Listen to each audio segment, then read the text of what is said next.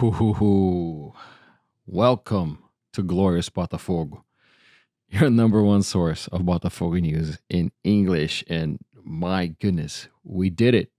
We beat the best team in the world. Okay, did PSG have some players that were not playing? Sure. Arguably the best player of the entire season, Dembele, wasn't playing, right?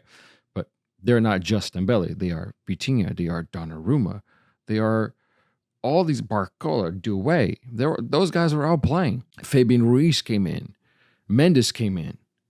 So what's the excuse, if there's any, right? And I don't think there's any. I spoke to some PSG fans from PSG Talk, Ed from PSG Talk.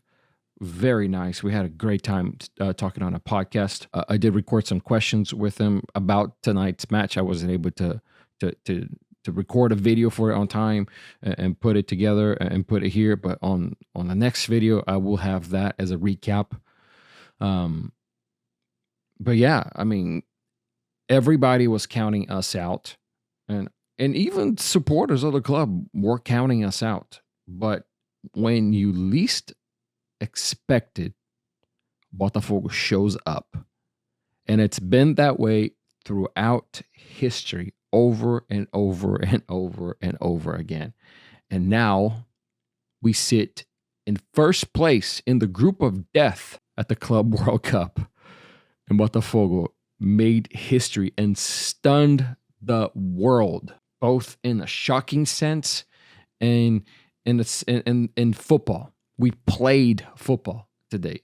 Yes, there were some mistakes, and probably players were nervous, especially as it got towards the end of the match. And I kept saying, keep the ball, play the ball.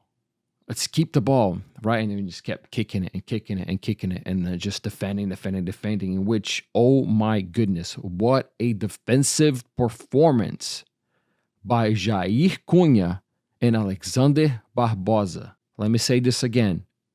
What a dominant and first-class and world-class defensive performance by Jair Cunha and Alexander Barbosa. It was a masterclass of defending. Let's also talk about how well Alex Telles did in that whole match, how well Vitinho did.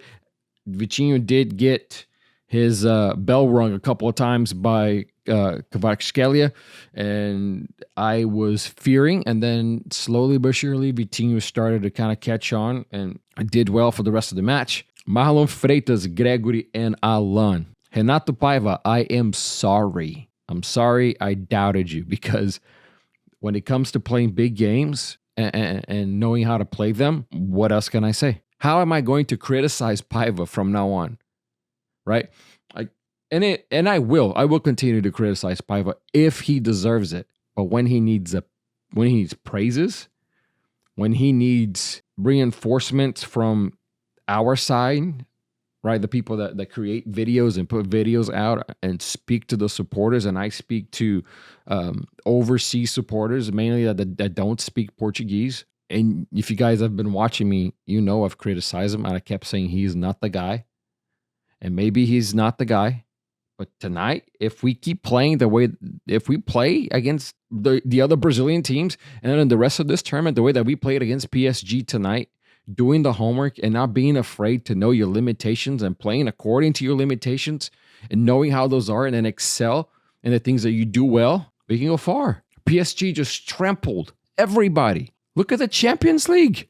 Look what they did in the final against Inter Milan, 5-0 against Inter Milan. And then they played Atletico Madrid and put 4 on them. And they lost tonight to Botafogo de Futebol e Regatas. The shirt, we have a saying in Brazil that the shirt has some weight, right? The shirt has some weight to it. This shirt right here has weight to it.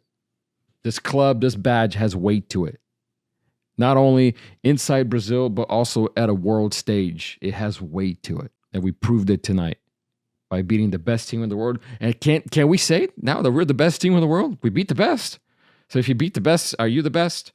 I'm gonna ride that train. I am going to use that for bragging rights for the rest of the season. I'm going to use that for bragging rights until the next Club World Cup.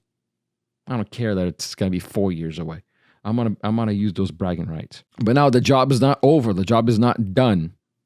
We play Atletico Madrid on Monday, June 23rd at 2 p.m. U.S. Central Time. Botafogo and Atletico Madrid will play to what can be the deciding match that will qualify Botafogo in either first or second, or maybe even, get eliminated, because Atletico Madrid beat Seattle Sounders earlier today and they are eliminated.